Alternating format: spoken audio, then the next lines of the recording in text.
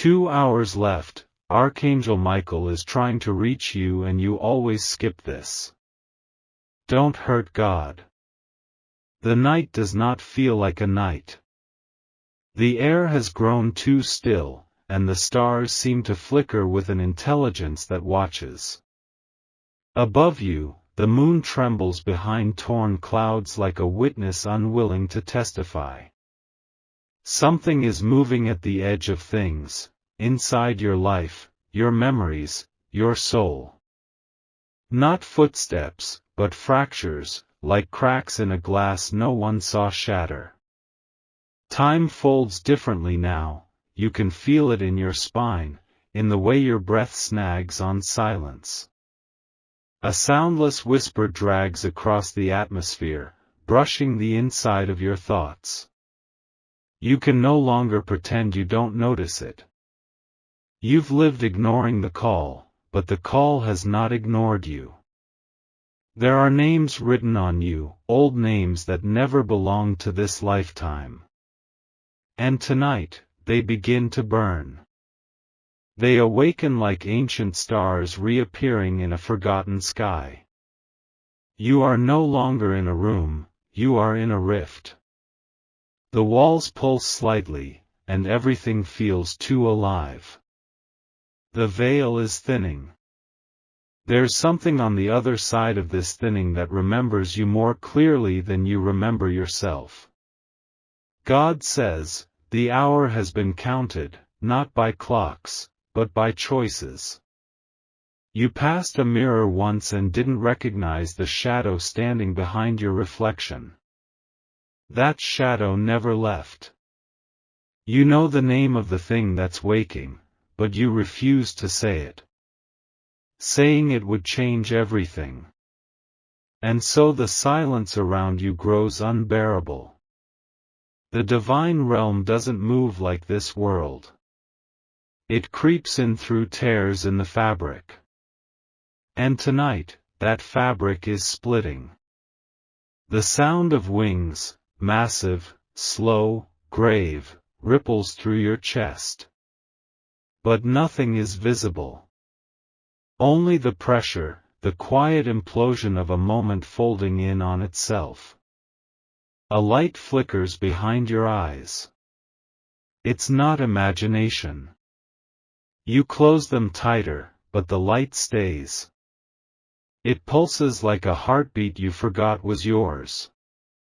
This is the moment the old ones spoke of, in symbols and fire. And you are in the center of it. Not chosen, remembered. Archangel Michael says, you think you're afraid of the darkness, but it's the light that will undo you. You've run from the call not out of rebellion, but because you still carry a fracture that screams you are not worthy to answer. The air around you stiffens as if something divine inhales. Every step you took thinking it was yours was seen. Every silence you justified echoes now in the chambers of the holy.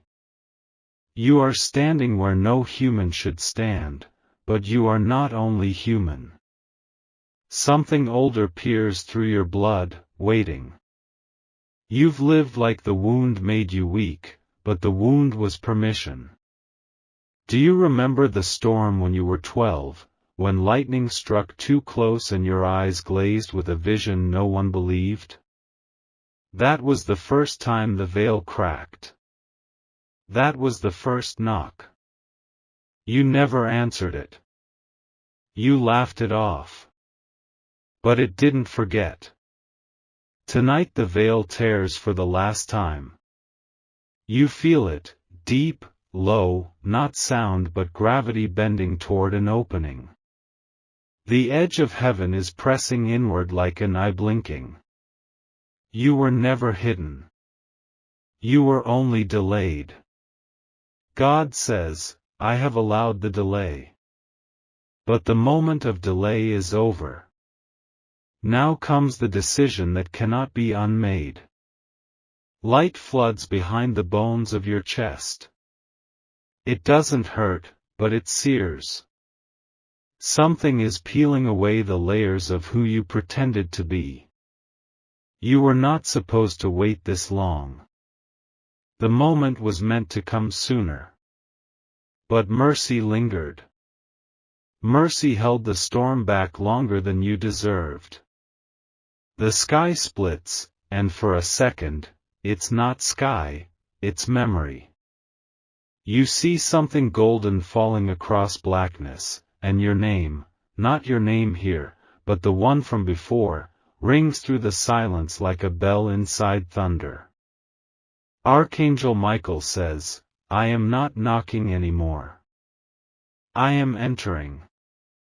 A shiver crawls up your spine as the light expands. The veil does not simply tear, it collapses. And now you see them. Shapes in the corners. Burning. Watching. Waiting. They are not here to frighten you. They are here to escort you.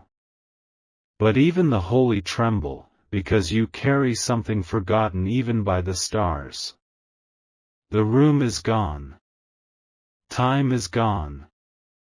All that remains is this, you. The wound.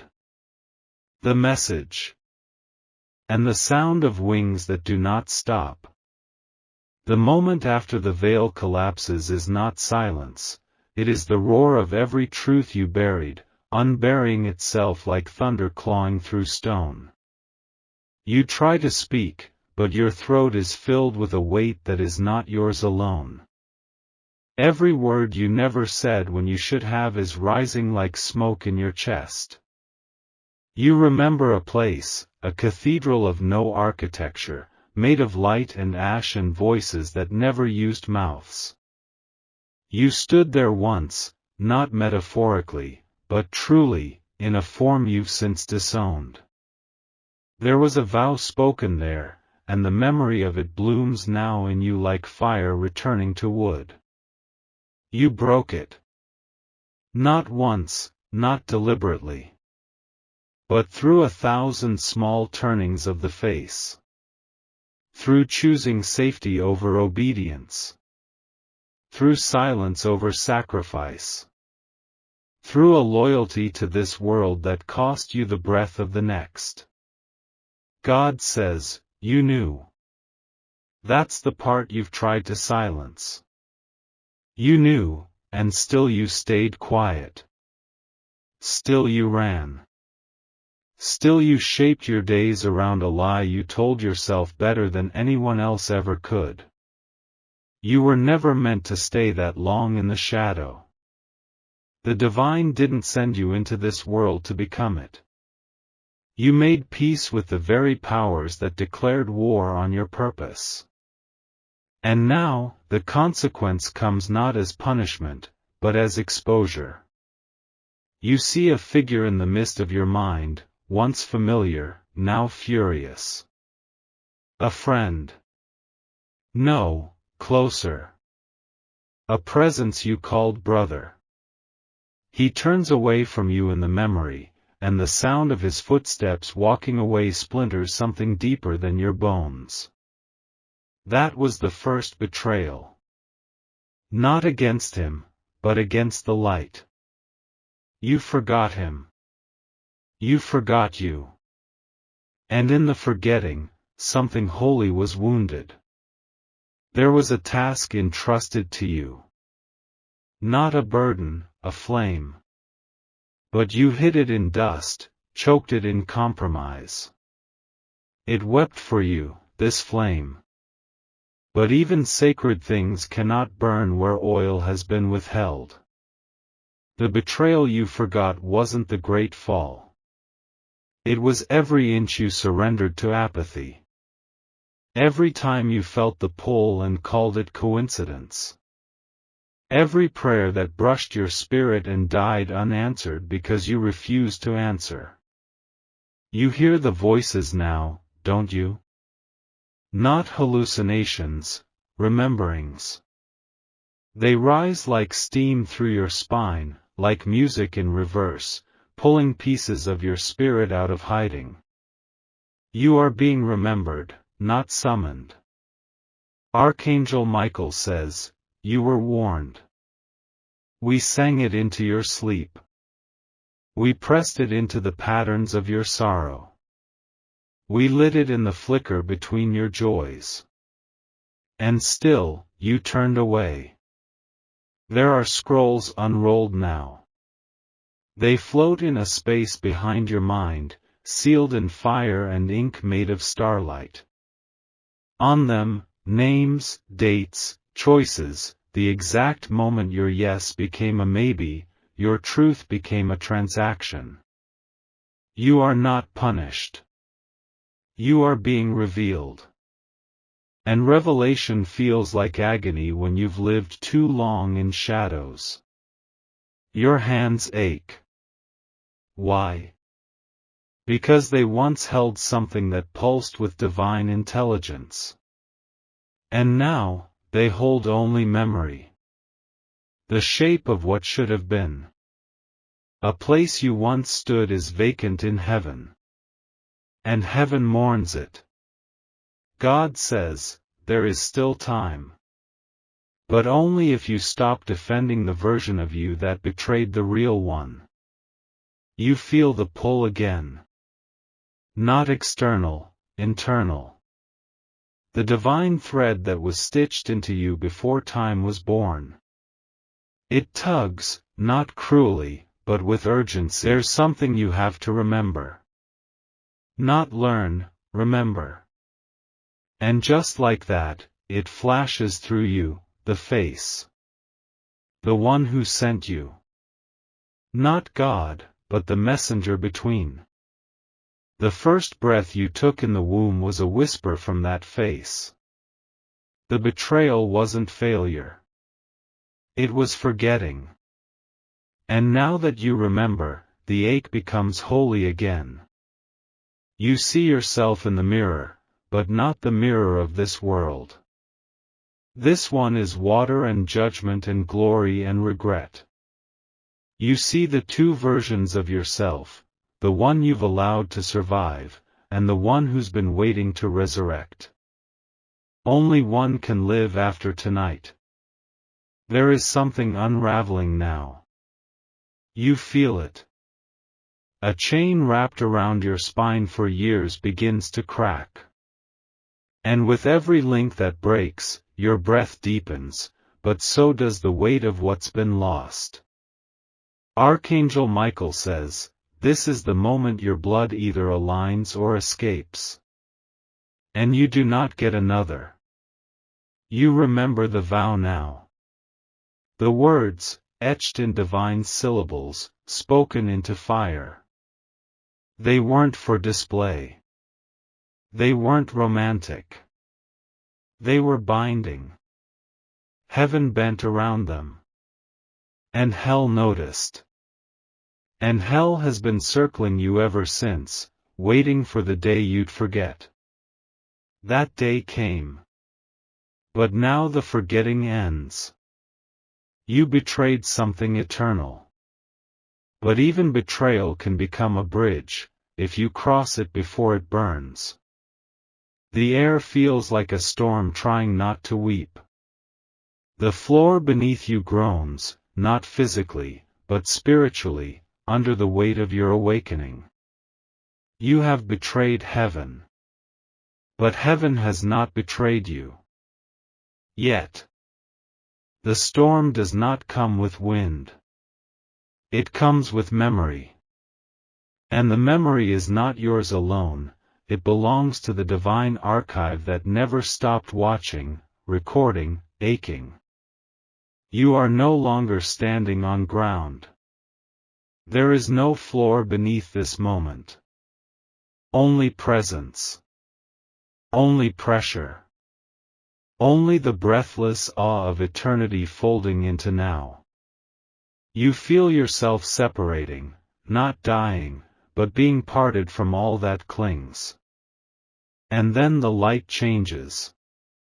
It doesn't brighten. It deepens. It grows so heavy that your lungs struggle to pull it in. This is not light meant for flesh. This is the radiance of judgment, of visitation, of the one who commands. And he arrives. Archangel Michael says, I have walked through the ashes of stars to reach you. You will not ignore me again.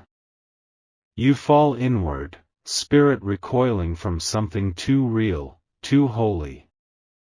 And yet there is no pain in his presence. Only truth.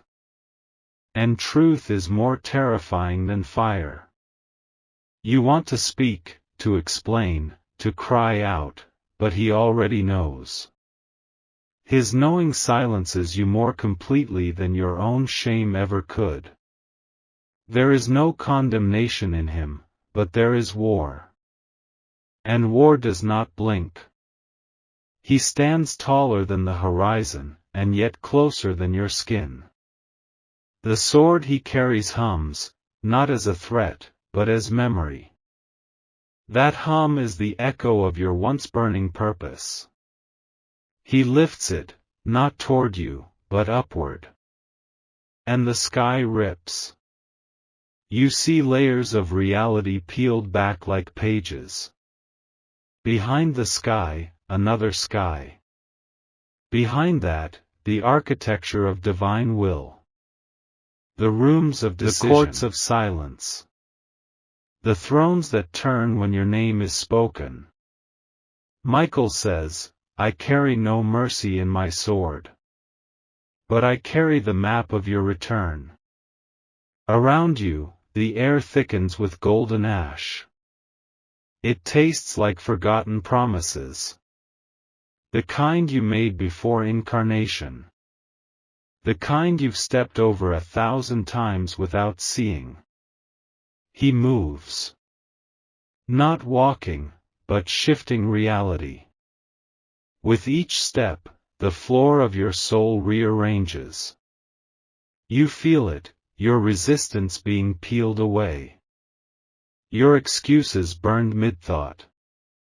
God says, you called me absent. But I stood inside your refusal, waiting for your yes to resurrect. Michael draws closer. His armor is not metal, it is covenant. Woven from oaths and victories forged in fires you cannot comprehend. One feather from his wing holds more memory than all your years combined. And yet he does not glare. He does not scorn. He waits. You have to speak. Not with words, but with surrender. There is no repentance without collapse. And so your knees buckle, not from force, but from recognition. You fall, not into fear, but into the realization of how far you wandered from your origin. The sword lowers, not to strike, but to divide. To separate you from what's been eating your light. The blade hums again, and this time it enters you, not physically, but spiritually. It cuts through every soul tie you forged in defiance of heaven. You feel them snap. Old lies, old comforts, old identities that never fit. They dissolve in an instant. Some scream as they go. Michael says, you were made for war. But not against the world. Against the forgetting. You tremble. Not from weakness. But because something ancient is stirring in your blood again. A memory of being robed in light. A memory of kneeling before the throne and not fearing its gaze. You hear the cry of the watchers now. Those who've never left their post. They recognize you. Even like this.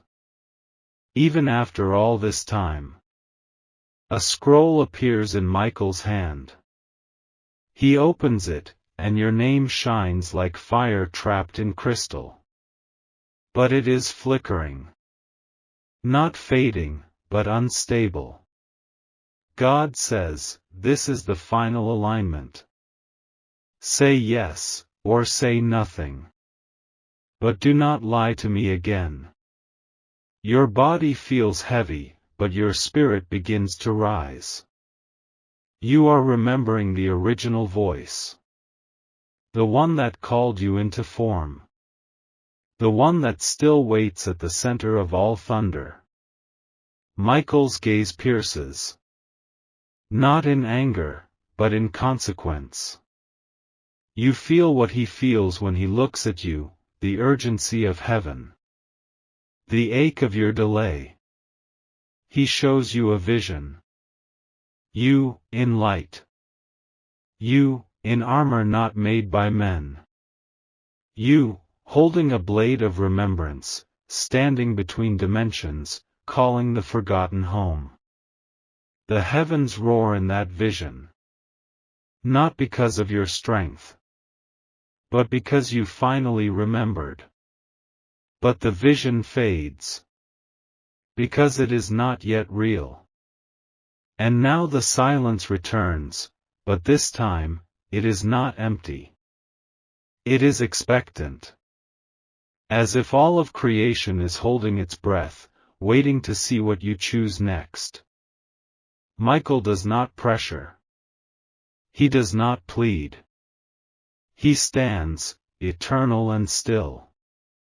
The sword glows softly in his hand. He is ready. He has always been ready. But this time, he is not stepping forward. You are. You step forward and the world fractures again, not with noise, but with meaning. Each motion carries a weight you didn't ask for, but always belonged to. The ground beneath your spirit cracks like glass, revealing a stairway not made of matter, but of memory, judgment, and fire. You do not walk. You are walked, moved by forces older than language. Lifted by unseen currents of grace that no longer ask for your understanding. The throne waits above, not in heaven, but within the layered heart of reality, where all masks melt and only essence remains. The climb is brief, yet endless. Every step strips something false from you. The pride you wore like armor peels away. The shame you used as an excuse dissolves mid-step. Even the longing, once romantic, now burns into obedience. There is no room for performance here. Only presence. And presence demands exposure. You reach the summit. The throne is not a seat. It is not a place. It is a force, a core of holy intelligence that sees not through eyes, but through knowing. It pulses like a sun, but it is not fire. It breathes, but it is not flesh. It simply is.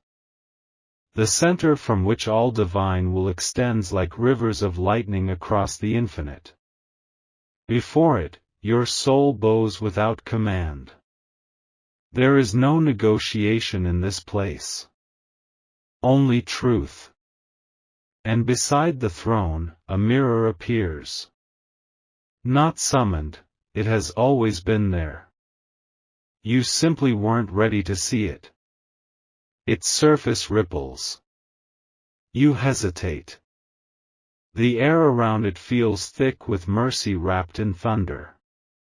You know, without being told, that this is the last moment before decision. You look. And what you see first is not horror, but beauty. The you that should have been. The one who said yes every time. The one who didn't doubt, didn't delay, didn't forget. Wings of woven light, a voice like wind through gold, eyes unclouded by this world. This you stares back. But doesn't smile. Because this you is waiting. And tired of waiting. You reach out, but the glass burns. Because you cannot enter what you refuse to become. God says, you may not claim what you've not aligned with. The mirror shifts. Now you see this life, your choices, your secrets, the faces of those you've heard in silence. The betrayals you justified. The prayers you never answered because they were not your own, but someone else's desperate cry you chose to ignore. They are all here. Not in accusation, but in accuracy. The mirror shows you as heaven sees you. No distortion. No flattery. No condemnation. Only truth. And truth has weight. You begin to shake, not from fear, but from the unraveling. Every version of you that ever performed, lied, adapted, escaped, they begin to flicker and dissolve. The throne does not punish them. It simply does not recognize them. Only one version of you can pass forward. The real one. Archangel Michael stands again. He does not approach, but his presence surges like a tide behind your ribs. He is still holding the sword. Still waiting. Still witnessing. You hear a sound, like thunder cracking open a cavern. But it comes from inside you. A seal, breaking. A vow, resurfacing. A covenant, remembering its name. And then the mirror pulses once more. It shows you the faces of those waiting for your obedience. Not angels. Not prophets. People. Souls tangled in darkness who will not awaken until you rise. You see them. You know some. Others, you've never met. But they are tied to your yes. They have always been tied to your yes. And that's when you understand, this was never about you. The sword hums again. Michael's grip tightens. Not in anger. In readiness. God says, you still have time. But not much. Step through, or turn away. But do not pretend neutrality is holiness. The mirror begins to fade. You reach again, this time not to claim, but to surrender. And the glass opens. It doesn't break. It parts. Like water. Like permission. Like heaven choosing to believe you might finally believe yourself. You step forward. You do not feel yourself move, but you pass through. The fire does not burn you this time. The light does not blind. You are inside the mirror now. Inside the version of you heaven always held in reserve. And suddenly you remember what it means to know. You remember what it felt like to wield glory without pride. To walk with angels like breath, not spectacle. To sing the names of the lost without collapsing under their weight. You remember your assignment. And it remembers you. You kneel, not because you are small, but because greatness always kneels when it returns to its source. The throne breathes once more. And in the space between its inhale and exhale, the final test waits. You stand, not fully risen, but unfallen. This place inside the mirror has no shadows, only the lingering echo of who you used to be, waiting to see if you'll wear that mask one last time. You feel the old weight rise like smoke, trying to cling to your breath, whispering the comfortable lies you've outgrown. But your blood says no. It beats against your skin like war drums now. A sound only heaven and the damned can hear. This is not adrenaline, this is prophecy stirring in marrow, commandment engraved into bone. A voice, not God's, not Michael's, calls from the horizon of this realm. A third presence. Older than planets. Not evil. But not loyal. It arrives wearing your face from a decade ago, the version of you that almost made peace with compromise. It smiles. It knows your name in every form. And it uses them all like weapons, trying to split you from yourself with each syllable. The test has begun. But there is no spoken challenge. No riddle. No stage. The test is simple. Will you let the old version of you speak louder than the one you just remembered? The false you walks forward. Calm, casual, confident in your pattern of relapse. It speaks your thoughts before you can form them. Reminds you of what you lost. Tries to tempt you with comfort wrapped in nos.